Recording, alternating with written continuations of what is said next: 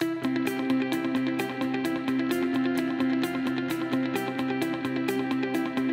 ready for your daily dose of WordPress and web development tips, tricks, and insights to help you find success with WordPress. You're listening to WP the Podcast with your hosts, David Blackman and Tim Streifler.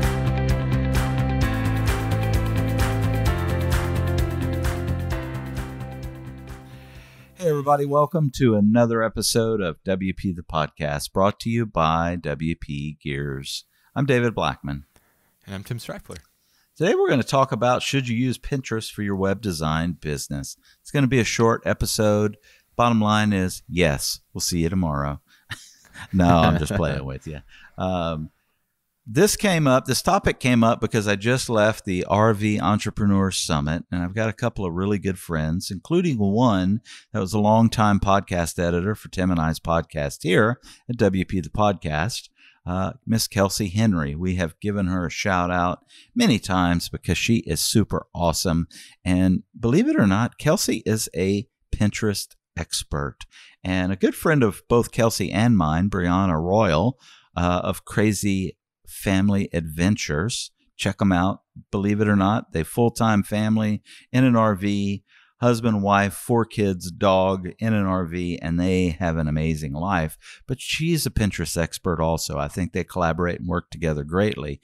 And we thought it might be a really good idea to kind of just touch on this topic because I sat in their session at the RV Entrepreneur Summit and was kind of blown away and was like, wow, I could probably use this in my web design business to potentially generate traffic and stuff and leads. So kind of just wanted to touch on it. I'm talking a lot here because I'm more familiar with this topic and it was kind of my idea. So Tim, do you want to say anything before I dive off into why you think you should? No, I definitely don't have a lot of experience with Pinterest, but I know it is something that can be effective when used correctly. And so, yeah, go ahead, take it away, and I'll jump in with any other points I want to add. Awesome. So, one thing that you can do just right off the bat to help drive traffic to your website is, you may create client projects and stuff, and you have your portfolio on your website. Well, you can create some really rich pins and post them to specific boards because, Pinterest is the 9th ranked website in the world. It has an immense amount of traffic. It's another social media platform.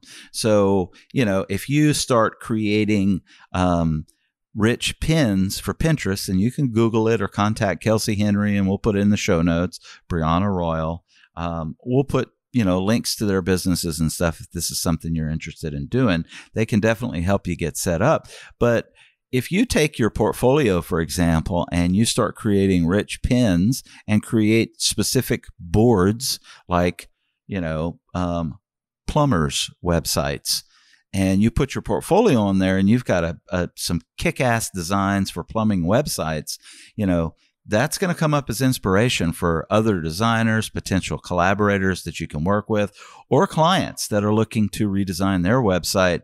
And you always want to link back to your website because then you got them going over to your website and stuff. So there's just some things creatively that you could probably do with Pinterest that could be beneficial for your web design business. It's not something that you automatically think, Pinterest is my go-to source, but it's just another tool in your tool belt or toolkit to help you get traffic to your website to potentially drum up clients and stuff. I think that's about all I've got to say on it, Tim.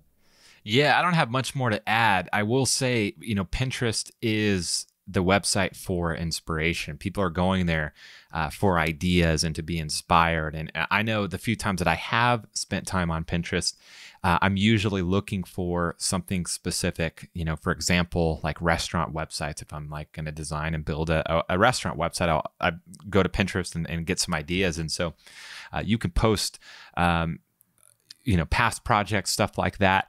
I've even known someone that's got hired by another, it was either a designer or a developer. I think it was a developer that was hired by a designer. A designer was on there looking or I'm sorry, vice versa. A developer was on there looking for inspiration, saw a really good designer, and hired a designer because they found their work on Pinterest.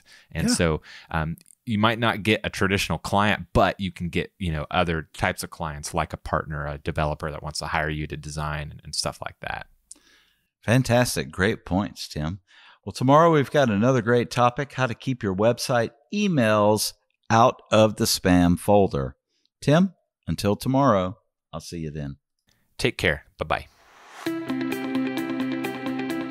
We've come to the end of today's episode of WP the Podcast. Join us tomorrow for more daily tips and strategies designed to help you run your WordPress business toward success.